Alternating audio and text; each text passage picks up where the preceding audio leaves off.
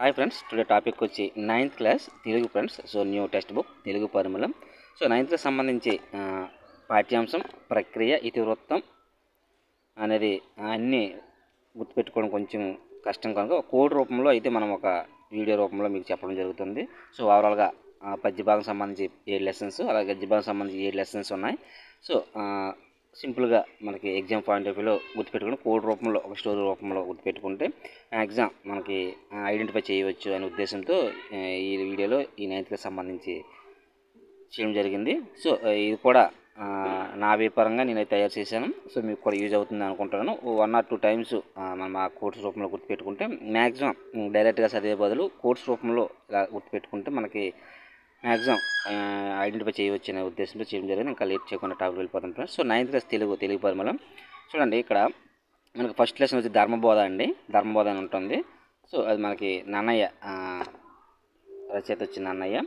అది మనకి ప్రక్రియ వచ్చి ప్రాచీన పద్యాలండి, పద్య రూపంలో ఉంటుంది ప్రక్రియ. సో ఇతివృత్తం వచ్చి కుటుంబ సంబంధాలు. ధర్మబోధ లెసన్ ఇది ఎలా గుర్తుపెట్టాలంటే నన్నయ్య ప్రాచీన పద్యాలు పాడుకుంటూ కుటుంబ సంబంధాల కోసం ధర్మబోధ చేస్తున్నాడు. సో నన్నయ్య అనే వ్యక్తి, సో మనము అలా ఆ స్టోరీ రూపంలో గుర్తుపెట్టి నన్నయ్య అనే వ్యక్తి ప్రాచీన పద్యాలు అంటే పద్యాలు పాడుకుంటూ అలా వీధుల్లో తిరుగుతుంటూ కుటుంబ సంబంధాల కోసం ధర్మబోధ చేస్తున్నారు అందరికీ. సో కుటుంబ సంబంధాలు ఏ విధంగా ఉండాలి, ఎలా ఉండాలని చెప్పి పద్యాల రూపంలో పద్యాలు పాడుకుంటూ మనకి ఇంటింటికి వెళ్తుంటాం కదా, ఆ విధంగా పద్యాలు పాడుకుంటూ ధర్మబోధ చేస్తూ ఉన్నారు.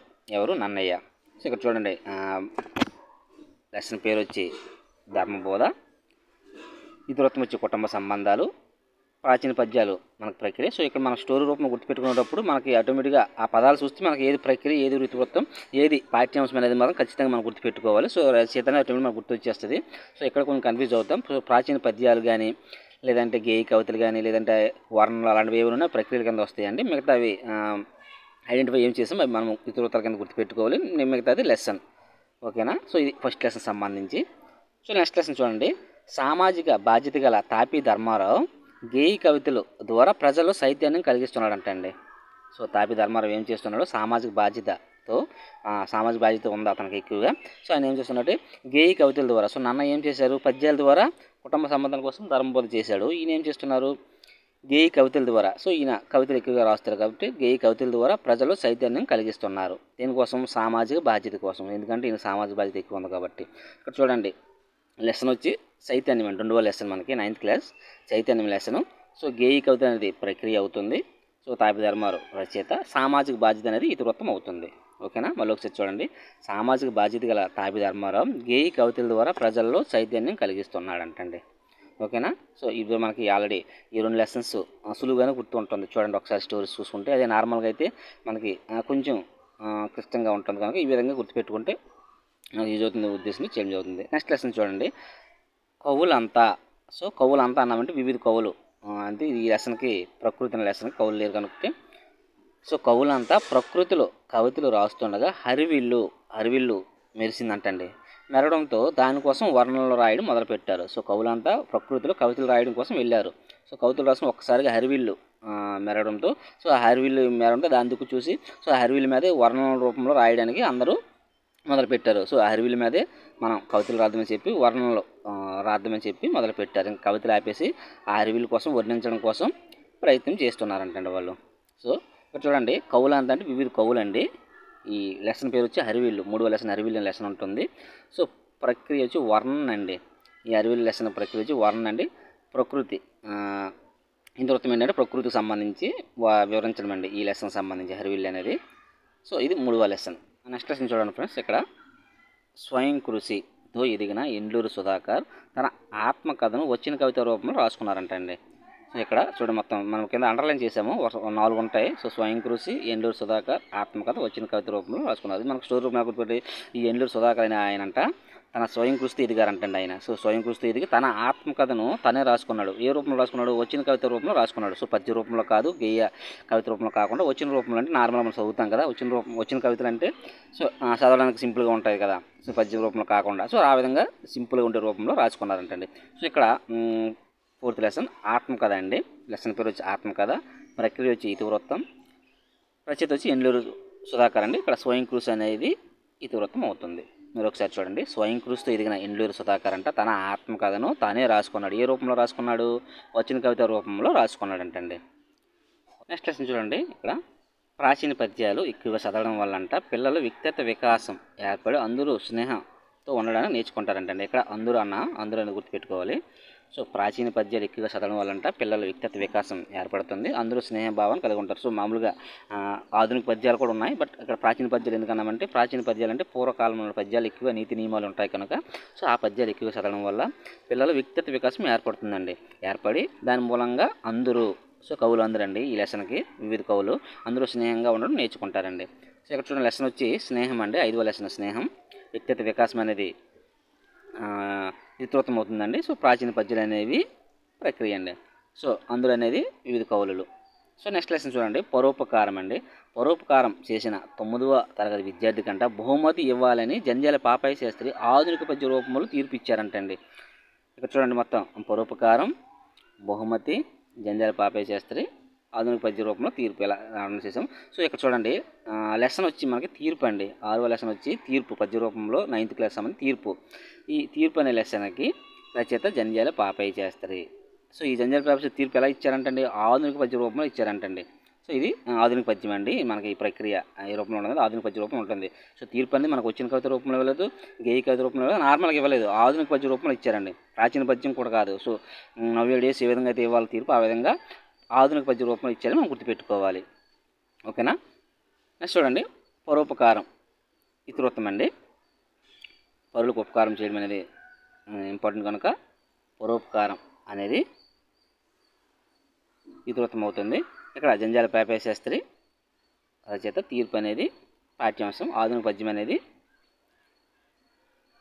ప్రక్రియ అవుతుంది. నెక్స్ట్ చూడండి. 7వ లెసను. కొలకలూరి గ్రామంలో జీవనం కోసం ప్రజల్లో మాట మంతి అంటాం కదా, మాటామంతి ఏర్పడి ఇక్కడ మాట మహిమని గుర్తుపెట్టుకోండి. మాటామంతి ఏర్పడి అంట పద్య రూపంలో తిట్టుకున్నారంటండి.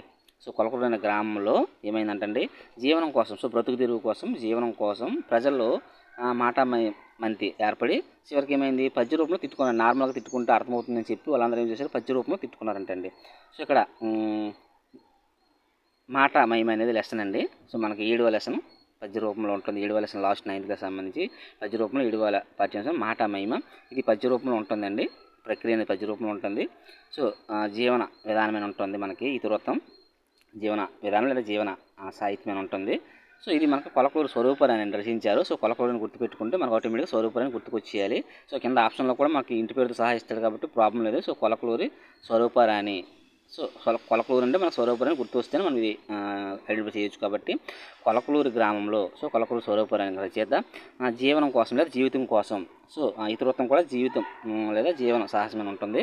ఈ జీవితం కోసం ప్రజలు ఏమైందంటే మాట మహిమ అంటే మాటామంతి అంటాం కదా, మాటామంతి ఏర్పడి గొడవలు జరిగాయి అంటాం కదా, ఆ విధంగా మాట మహిమని గుర్తుపెట్టుకోండి. ఇక్కడ మాట మహిమ ఏర్పడి పద్య రూపంలో తిట్టుకున్నారంటే నార్మల్గా తిట్టుకోలేదు, పద్య రూపంలో తిట్టుకున్నారు. సో మనకి ఇక్కడ 1, 2, 3, 4 వచ్చాయి కదా రచయిత ఇతివృత్తం ప్రక్రియ. సో నెక్స్ట్ చూడండి గద్య రూపం అండి. గద్య రూపం మనకు టోటల్గా 7 లెసన్స్ ఉంటాయి. చూడండి ఫస్ట్ది శ్రీ చైతన్యం కోసం పి సత్యవతి పోరాడుతూ ఇళ్ళలకగానే పండగ కాదు ముందుంది కదా అని అన్నదంటండి. సో మనకి పి సత్యవతి గారు ఉన్నారంట రచయిత గారు. ఈ పి సత్యవతి గారు ఏమంటున్నారు శ్రీ చైతన్యం, ఈ శ్రీ చైతన్యం కూడా చాలా పోరాటాలు చేశారండి పి సత్యవతి గారు అంట. సో మనకి లెసన్ వచ్చి శ్రీ చైతన్యమే ఫస్ట్ లెసన్. సారీ శ్రీ చైతన్యం కాదు, మనకి ఇళ్ళలకగానే అనేది ఫస్ట్ లెసన్ అండి. పి సత్యవతి గారు రచయిత అండి. ఈ కథానికి అండి ఇది ప్రక్రియ, ఇది ఇతివృత్తం అండి. శ్రీ చైతన్యం కోసం ఇతివృత్తం. ఇది ఇంకో విధంగా కూడా గుర్తుపెట్టుకుంటుంది, అన్ని స్త్రీల కోసం ఉంటుంది. చూడండి రచయిత స్త్రీ, ఇక్కడ శ్రీ చైతన్యం. సో కథానిక రూపంలో ఉంటుంది. ఇక్కడ ఏమైందంటే పి సత్యవతి గారు శ్రీ చైతన్యం కోసం చాలా పోరాటాలు చేస్తుంటే అప్పుడు ఆపోజిషన్ కూడా ఉంటుంది కాబట్టి వాళ్ళకి ఏమన్నారంటే ఇళ్ళకి పండగ కాదు ఇంకా ముందుంది కాదా అని చెప్పి వాళ్ళకి వార్నింగ్ రూపంలో ఇచ్చిందంటండి పి సత్యవతి గారు. ఓకేనా? ఇక్కడ ఆ లెసన్ వచ్చి ఇళ్ళకగానే పండగ, ప్రక్రియ కథానిక, రచయిత పి సత్యవతి, శ్రీ చైతన్యం ఇతివృత్తం అంటండి. మళ్ళీ ఒకసారి కన్ఫ్యూజ్ అయితే ఒకసారి పాస్ చేసుకుని 1 or 2 times మనకి కోర్స్ రూపంలో గుర్తుపెట్టుకుంటే వేగంగా మనం ఐడెంటిఫై చేయొచ్చండి. సో మనకి ఏమైనా ఈ పదాలు మనకి ఎగ్జామ్ ఫైనల్ కనిపిస్తే ఆటోమేటిక్ ఈ స్టోరీ మనకు గుర్తొచ్చేస్తుందండి. గుర్తొచ్చిన ఆటోమేటిక్గా మనం చేసేయవచ్చు. నెక్స్ట్ చూడండి, రంగస్థల నటుడు భరణి గారండి. భరణి అంటే తనిఖీల భరణేనండి, మన సినిమాలో ఉంటారు కదా ఆయన రంగస్థల నటుడే ముందు. ఈ రంగస్థల నటుడు భరణి గారు అంటే మన సంస్కృతి సాంప్రదాయాల మీద అనేక వ్యాసాలు రాశారంటండి. ఇది ఆల్రెడీ నాకు తెలిసే తనకల భరణి గారు చాలా సాంగ్స్ పాడారు, అలాగే చాలా సినిమాలు నటించారు. సో ఆయన వ్యాసాలు కూడా అనేక వ్యాసాలు కూడా రాశారు. ఎవరి మీద రాశారు? సంస్కృతి సాంప్రదాయాల మీద రాశారు. సో మనకి ఈ లెసన్ వచ్చి సంస్కృతి సాంప్రదాయాల మీద రాశారు. ఒక లెసన్ వచ్చి రంగస్థలం అని ఉంటుందండి. మనకి 8వ లెసన్ రంగస్థలం అనే లెసన్కి సంబంధించి రచయిత తనికెల భరణి గారు, మన సినీ నటుడు ఆయనేనండి. తనికెల భరణి గారు కూడా మనకు 9th క్లాస్ సంబంధించి ఒక లెసన్ రాశారు. సంస్కృతి సాంప్రదాయాల ఇతివృత్తం వ్యాసాలు అనేవి ప్రక్రియ అవుతుందండి. ఓకేనా. నెక్స్ట్ లెసన్ చూడండి, తన ప్రియమైన నాన్నకు పింగళి బాలాదేవి అంట. ఎవరు? పింగళి బాలాదేవి గారు లేఖ రాసిందంటండి. చూడండి, తన ప్రియమైన నాన్నకు ఎక్కడో ఉంది పింగళి బాలాదేవి, తన నాన్నకు లేఖ రాస్తూ మానవ సంబంధాలు ఎక్కడా లేవు నాన్న అని చెప్పిందంటండి. ఆ లేఖలో ఏం రాసిందంటే మానవ సంబంధాలు అక్కడే కాదు ఇక్కడ కూడా లేవని చెప్పి ఈ పింగళి బాలాదేవి తన ప్రియమైన నాన్నకు లేఖ రాసింది. ఇక్కడ లెసన్ వచ్చి ప్రియమైన నాన్నకండి. లెసన్ రచయిత బాలాదేవి. ఇక్కడ లేఖ అనేది ప్రక్రియ గుర్తుపెట్టుకోవాలి. మనకి గద్యభాగంకి వచ్చేసరికి కథానిక, వ్యాసాలు, లేఖ అలా ఉంటాయండి. ఆ విధంగానే ప్రక్రియలు ఎక్కువగా ఉంటాయి. అదే పద్యభాగంలో వచ్చేసి ప్రాచీన పద్యాలు, గద్యాలు, కవితలు, గేయ కవితలు, వచ్చిన కవితలు అలా ఆ రూపంలో ఉంటాయండి ప్రక్రియలు. సో ఇక్కడ మానవ సంబంధాలు అనేది ఏంటంటే ఇతివృత్తం అవుతుంది, గుర్తుపెట్టుకోవాలి. నెక్స్ట్ చూడండి, ఆశావాది అయిన ప్రకాశరావు. సో ఈ ప్రకాశరావు అంటే చాలా ఆశావాది అంటండి, ఎవరికి ఏమీ ఇవ్వడు, ఆశావాది అంటండి. ఆశావాది అయిన ప్రకాశరావు అంటే ముఖాముఖంగా ఎవరికి ఏ సాహితీ జీవనం కూడా ఇవ్వడు, ఏ సహాయం కూడా చేయడు అంటాం కదా. సో ఇక్కడ ఏ సాహితీ అని గుర్తుపెట్టుకోండి. ఏ సాహితీ జీవనం కూడా ఇవ్వడు, ఏ సహాయం చేయడు, ఏ సాహితీ జీవనం కూడా ఇవ్వడు. ఆటోమేటిక్గా ఏ సహాయం చేయడప్పుడు ఇది మనకు ఐడెంటిఫై అయిపోతుంది ఏ సాహితీ జీవనం అనేది. సో ఇక్కడ ఆశావాది అండి, లెసన్ పేరు ఆశావాది. రచయిత వచ్చి ఆశావాది ప్రకాశరావు అండి. ఆయన ఇంటి పేరు మీదుగా ఒక లెసన్ కూడా ఉంది. ఆశావాది అనే పాఠ్యాంశం పేరు. రచయిత పేరు వచ్చి ఆశావాది ప్రకాశరావు అండి. సో ఇట్లా ప్రకాశరావుని గుర్తుపెట్టుకోండి. సో ప్రక్రియ వచ్చి ఇతివృత్తం వచ్చి సాహితీ జీవనం అండి. సాహితీ జీవనం గురించి మనకి ఇక్కడ వివరించడం జరుగుతుంది. ఇక్కడ ముఖాముఖి అండి ప్రక్రియ. ముఖాముఖి అంటే ఎలా ఉంటుందంటే ఆపోజిట్లు ఇద్దరు మాట్లాడుకున్నప్పుడు ఏ విధంగా ఉంటుందో, సంభాషణ ఉంటుందో ఆ విధంగా ఉండే ప్రక్రియ అంటే ముఖాముఖి అంటారండి. సో ప్రక్రియ ముఖాముఖి. రచయిత ప్రకాశరావు. లెసన్ ఆశావాది. సాహితీ జీవనం అనేది ఇతివృత్తం అవుతుందండి. నెక్స్ట్ చూడండి, 12వ లెసన్ దేశభక్తితో ఊటుకూరు లక్ష్మీకాంతం అంట. ఇది అనేక యాత్రలు చేస్తూ దేశాలు మోగిందంటండి. దేశాలు తిరిగింది అని గుర్తుపెట్టుకోండి. దేశాలు మేగింది లేదా ఏగింది అంటాం కదా, అదే దేశాలు ఏగింది అని గుర్తుపెట్టుకోండి. ఎవరు? దేశభక్తితో కలిగి ఉన్న ఊటూరు లక్ష్మీకాంతమ్మ. సో ఈ ఊటూరు లక్ష్మీకాంతమ్మకు చాలా దేశభక్తి ఎక్కువ అంటండి. సో ఆ దేశభక్తి ఏం చేసిందంటే అనేక యాత్రలు చేసిందంట. అనేక యాత్రలు అనేక దేశాలు కూడా తిరిగింది. అందుకే దేశాలు కూడా ఏగిందంటండి. సో లెసన్ పేరు వచ్చి ఏ దేశం మేఘన అని ఉంటుందండి మనకి. 12వ లెసన్ 9th క్లాస్ ఏ దేశం మేఘన. ఒకసారి వీడియో చూసాక ఒకసారి మీరు 9th క్లాస్ ఫస్ట్ పేజీలో ఉంటుందండి. ఆ ఫస్ట్ పేజీ ఒకసారి మీరు చూస్తే ఇండక్షన్ చూస్తే మీకు ఇంకా ఫుల్గా ఐడియా వచ్చేస్తుంది. ఏ దేశం మేఘన అనేది రచయిత. యాత్ర రచన అనేది ఏంటంటే ప్రక్రియ అవుతుందండి. ఊటుకూరు లక్ష్మీకాంతమ్మ ఈ యొక్క రచయిత. సో దేశభక్తి అనేది ఇతివృత్తం అవుతుందంటండి. ఓకేనా. నెక్స్ట్ లెసన్ చూడండి, నా చదువు నా ఇష్టం అంటూ శ్రీపాద సుబ్రహ్మణ్య శాస్త్రి ఏం చేశారంట, నా చదువు నా ఇష్టం మీకు ఎందుకని చెప్పి శ్రీపాద సుబ్రహ్మణ్య శాస్త్రి స్ఫూర్తి తెచ్చుకొని సొంతంగా స్వీయ చరిత్ర రాసుకున్నారండి. ఆయనే రాసుకున్నారు. సో ఇంకెవరికి చెప్పకుండా.